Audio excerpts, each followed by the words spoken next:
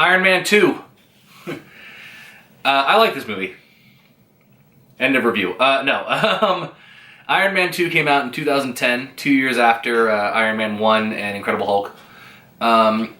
The sequel to Iron Man was definitely guaranteed the moment the opening weekend grosses came in. If I remember correctly, this fucking thing, Iron Man 1, grossed like $400 million its opening weekend. Which was one of those like earth-shattering box office records at the time. Now that's, I think BVS did $400 million, and that was a failure. So, coming into Iron Man 2, the world was ready for the next one, because Iron Man 1 had set up the possibility of an Avengers world. The Incredible Hulk had hinted at more, but people didn't really like that movie, and it didn't really make all that much money.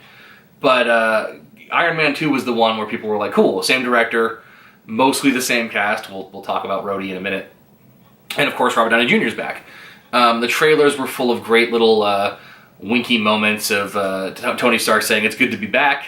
It was full of Sam Jackson being in the trailer, not just in a tag, but like in the movie, talking about, you're part of a much larger world, and I got bigger shit to deal with than you. There's some stuff going out in the Southwest that I got to deal with, which is clearly a Thor reference.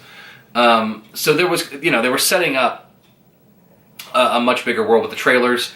They cast the villain, Mickey Rourke, who had just, kind of had his big resurgence with The Wrestler back in 2008, the same year as Iron Man.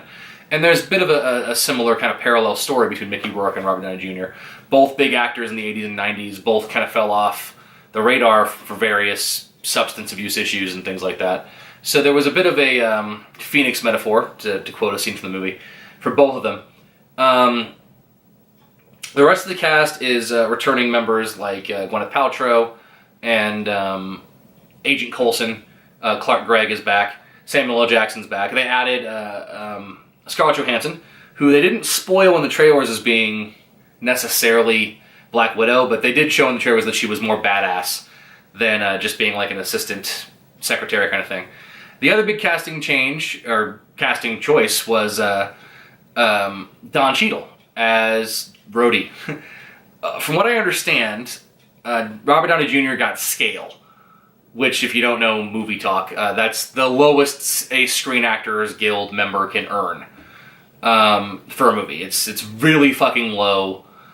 He basically got paid peanuts for Iron Man because the studio didn't believe that he was trustworthy. It was hard to get an insurance bond on him. He hadn't proven himself a box office star yet, despite Kiss Kiss Bang Bang and Gothica and maybe a couple others.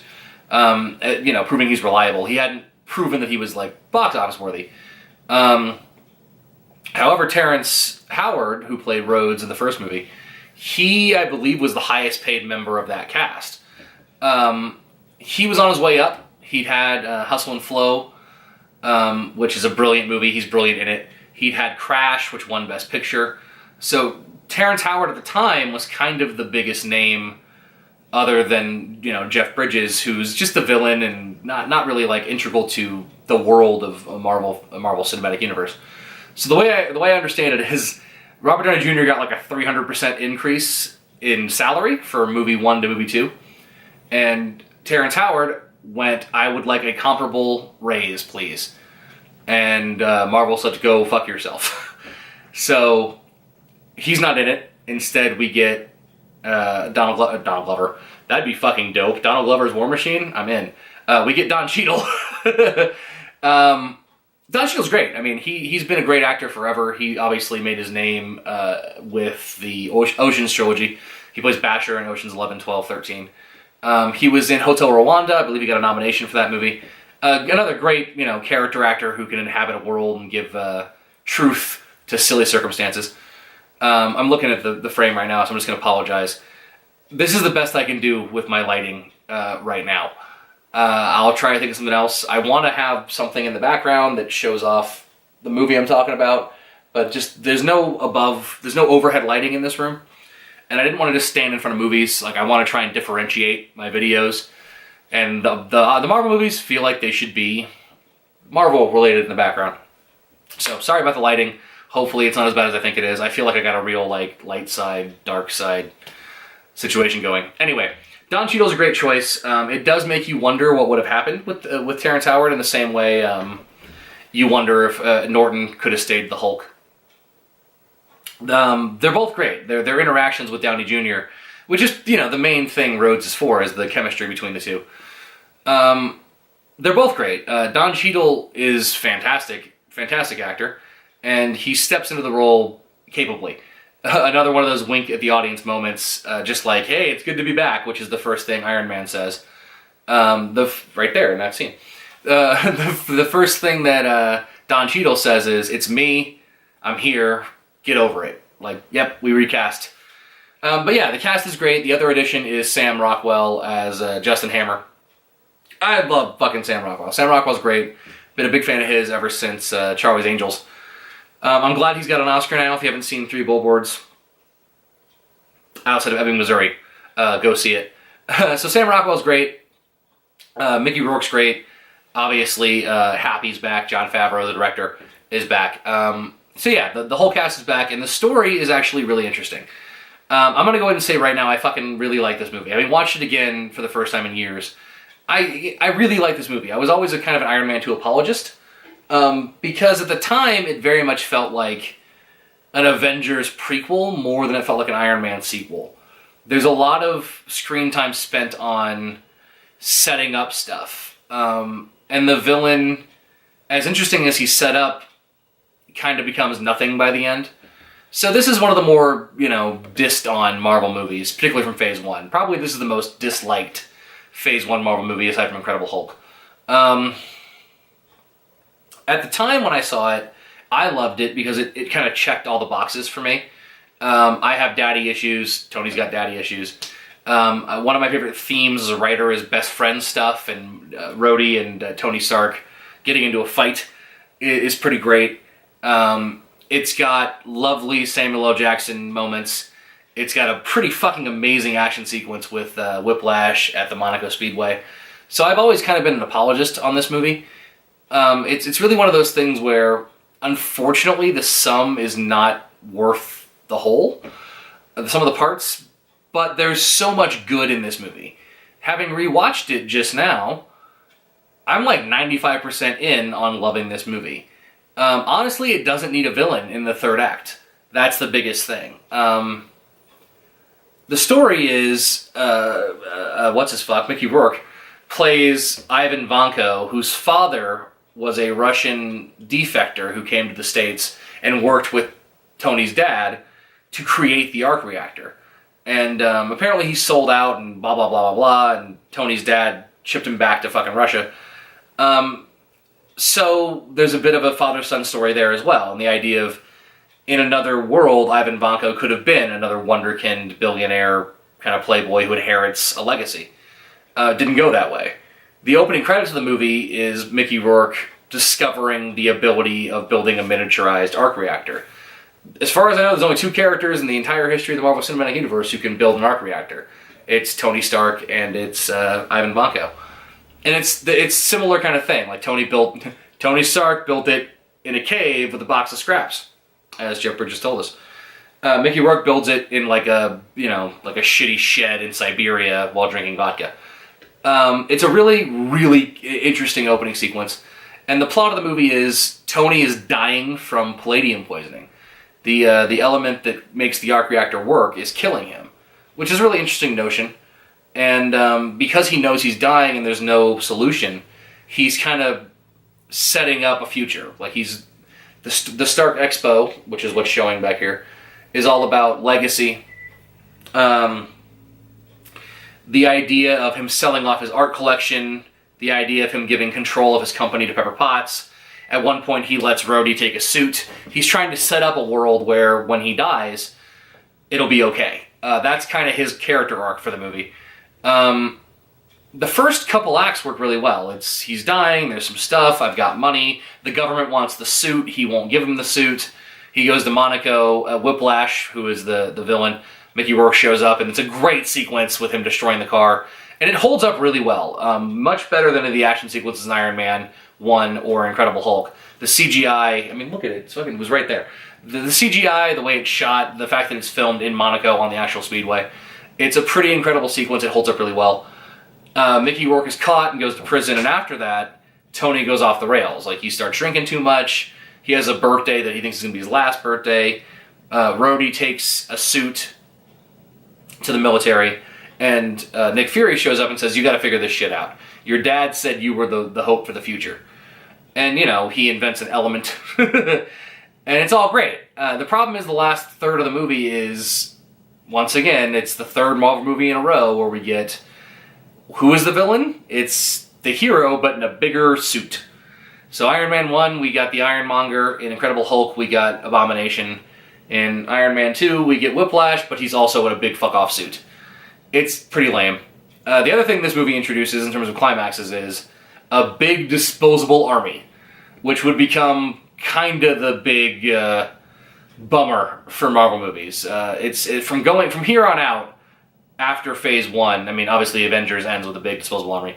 From here on out, most movies have a big disposable army of CGI creatures that can be cut down like, grass. And it's cool to watch, but, it is narratively a bit of a bummer. You want more stakes than just, the fucking droids from Phantom Menace. But yeah, it's that third act that really kind of makes it not work well. Everything with Tony's character arc is pretty solid, and all the setup for Avengers is pretty good too, in retrospect. At the time, it was just like, God, just tell me an Iron Man story. Having seen the Avengers and like the 17 movies that follow it, it's not bad. Like, they got pretty close. There are a couple of moments in it that you wonder why it didn't work out better, why the setups don't quite pay off in later movies. But for a 2-hour flick, it's not boring, it moves around quick enough, the cast is fun. The other big complaint I've heard, and this is a subjective one, is that when Mickey Rourke escapes from prison after the Monaco thing, he's hanging out with Justin Hammer. And it is pretty broad, slapsticky humor. It's a very thick Russian accent. It's a lot of "I want my bird." It's a lot of Justin Hammer playing the goofball. That whether or not you think that's funny, who knows? I fucking love Sam Rockwell, so I went with it. So I like the movie a lot. It has its flaws, but it appeals to me on a personal level, and it honestly works fairly well for the first 2/3. And even the climax, in as much as War Machine and Iron Man finally like fighting together and taking down, admittedly, a paper army. It is a cool sequence. It really loses every momentum when when Whiplash shows up in his stupid suit. If that hadn't happened, if Mickey Rourke wasn't necessarily involved in the climax, it probably would have been better. Once again, just like Incredible Hulk, there are setups that aren't paid off. I forgot to mention it in the Incredible Hulk video. In the Incredible Hulk, there are 2 villains who are not killed. The Abomination is still alive, and then Tim Blake Nelson, it's set up that he gets some of Banner's blood in a wound, and he becomes the leader. Like, that's the idea. Neither of those characters show up again. In this one, Mickey Rourke presumably dies. There's no, like, big glory shot of him. Oh, no, I take it back. He blows himself up, like the Predator. Never mind.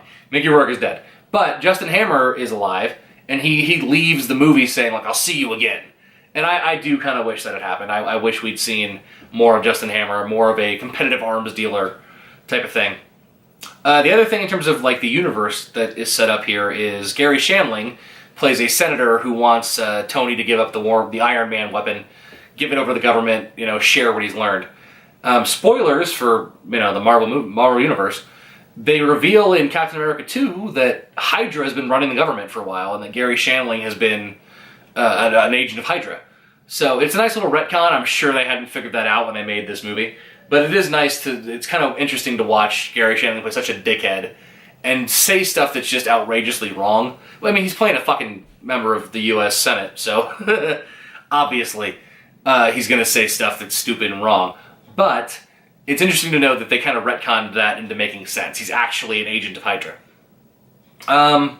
As far as expanding the universe go and making this part of the Marvel universe, we'll talk about the tag later, but Sam Jackson's on screen as a real character, not just in a tag. He's there as Nick Fury. There's dialogue about him knowing Howard Stark, Tony's dad. Natasha Romanoff, Black Widow's introduced. She's great throughout. Obviously, Scarlett Johansson's one of the biggest strengths of this universe. The fact that we haven't gotten a Black Widow movie yet is pretty crazy.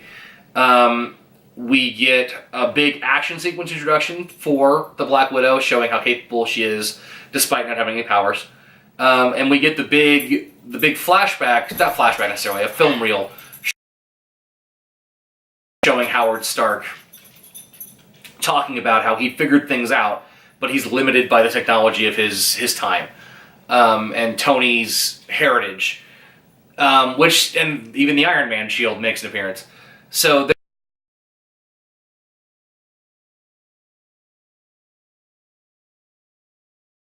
there is a lot of setup that's going to be paid off later on in Captain America, the First Avenger. It's a bummer that the movie can't quite stand alone as its own movie. Iron Man 3, which we'll get to, I think really does hold up. Like, it's the first one they did after the Avengers. And if you've never even seen the Avengers, if all you know is Iron Man 3 really works. Iron Man 2, you kind of need to know a bit about the universe for it to be satisfying. The other cool thing is this introduces phase Mark 4, I believe. So Mark 1, the armor, was the armor that Tony built in the cave. Mark 2 was the silver armor that he built that has an icing problem, which Rhodes takes in this movie with War Machine. Mark 3 is the armor he uses in Iron Man 1 at the climax and to blow up tanks and stuff. Mark 4 is where we are in this movie, which the suitcase armor, I believe, is Mark 4. And then he invents Mark 5, which is the Palladium plot is resolved by he discovers a new element, is able to make it in his basement, which, again, the best part of Iron Man movies is always Tony in his basement building shit with his robots. He invents a new element and he makes the Mark 5, I guess, armor, which, you know, gets rid of the palladium poisoning. He still has the arc reactor in his chest, but it's powered by something that's not going to kill him. And we get a new, which would become kind of a staple for a while, we get a new way to put the suit on. It was really cool in the first Iron Man, when he stood on the platform and all the shit kind of just like screwed, riveted onto him. In this one we get the suitcase armor where he rips it open and it kind of clack, clack, clack, clack, clack, comes onto him like scales on a fish or like on a dragon or something like that. So yeah, they are definitely building the world of Iron Man, and they're trying to build the world of the Marvel Universe, but it's not subtle and it's very obvious foreshadowing. I will say, as far as Tony's arc goes, there's a lot to digest here. The first one is he's a billionaire playboy who can do whatever he wants, who needs to feel like he has a purpose after almost dying. This one is he's fucking dying. Like, he knows he's going to die for most of the movie. So he's trying to leave a legacy behind him that he can be proud of. When he figures out a way not to die, at the end there's a discussion about, like, with him and Nick Fury, like, are you capable of being part of the Avengers? And it says, you know, displays self-destructive tendencies. So, well, yeah, that was last week. Also, I was dying. Also, who doesn't display self-destructive tendencies? So in this one, he's trying to find a way to move forward in a world that he's drastically changed. You know, Iron Man's appearance drastically has changed the world. He says in a couple occasions he's privatized world peace. It's the longest period of peace in human history, according to the movie. Obviously, we're going to get to Ultron, and we're going to get to outer space, and lots of other shit. Unfortunately, when you cross a threshold, there's always somebody there to try to blow you up. That's the premise of Dragon Ball, that's the premise of Star Trek to a certain degree. But yeah, it's interesting to watch Tony reckon with the idea that he's going to die, and how does he leave a legacy that matters, which is the same thing his father did, which is nice writing. And then when he realizes he can live, it's, I want to move forward and do right. So him and Pepper are officially a couple by the end of this movie. Rhodes has the War Machine armor, which is full of crappy Justin Hammer tech. But still, he's got the armor. Right there, that armor. And Tony, at the end of this movie, is in a place where the government can't really control him. He's at a place where he's proven he's a hero. He's proven that he can overcome obstacles, and he's trying to grow. And as we meet him later in Avengers, all that shit is very much still in effect. Like, him and Pepper aren't engaged quite yet. He's still trying to be the alpha, which obviously him and Cap butt heads about all that. So yeah, it is very much a nice next step for Tony Stark. Negatives besides of all the setup stuff, there's some really lame humor. There's literally a fart joke in the movie. um, it might be a bit too long for what it is, but legitimately, Tony in his basement building shit. This movie has that, and it's not nearly as compelling as the first one, but it keeps the character alive. So that's all I got for Iron Man 2. Thanks for coming back for Marvel Rewind number 3. Next one's Thor, I guess. I don't really have a lot of... I'm not really excited to watch Thor again, let's put it that way. So I'll see you next time with my Thor thoughts.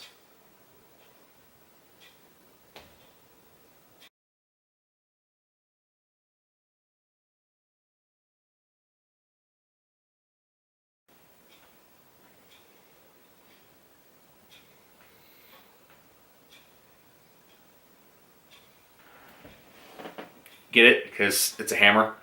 I don't have a Mjolnir replica. That was the tag. That was the tag for Iron Man 2, was in New Mexico, which they've mentioned a couple times during the movie. Like, there's shit going on in the Southwest in New Mexico. It's Thor with the hammer. Yeah. So by this point, by the time Iron Man 2 had come out, people were aware of the post-credits tag thing. And this was the first time... I mean, I had to sort of explain who Nick Fury was, but, like, no one... Like, Nick Fury is not an Avenger. He's his own thing. I had to explain sort of what the Avengers were, but, like, people knew what superhero team-ups were from, like, Justice Friends or whatever. League of Friends, Justice League, whatever. This was the first time I remember people asking me, what the hell was that about? Why is there, like, a hammer in the desert? And I had to be like, well, there's this guy named Thor, and he's kind of like a Norse god. He kind of sucks. He's like Aquaman, but for Marvel. Which was true for 2 movies. But yeah, so... Thor. By Grapthar's hammer, you shall be avenged. That's a Galaxy Quest reference. Anyway. I'll see you next time with my thoughts on Thor 1.